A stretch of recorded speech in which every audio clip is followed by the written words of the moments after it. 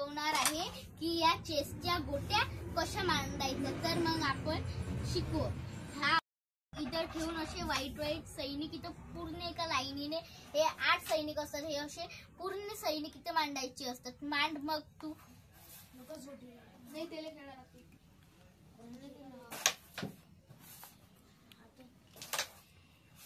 एकच गोटी राहिली विधी तुला विकास लागेल कसं।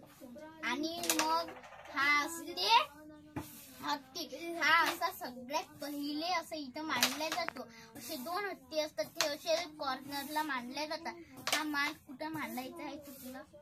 Very good. आणि हा असते घोडा। हा हत्तीच्या बाजूने मांडला जातो। आणि हा असते उंट। हा घोड्याच्या बाजूने मांडला जातो। आणि हा असते राजा। हा राजा इकडच्या उंटाच्या बाजूने मांडला जातो। आणि हा वजीर असे मांडायचे। आता मी तुम्हाला सांगते कोणत्या गोट्या कशा चालतात। हे असते सैनिक।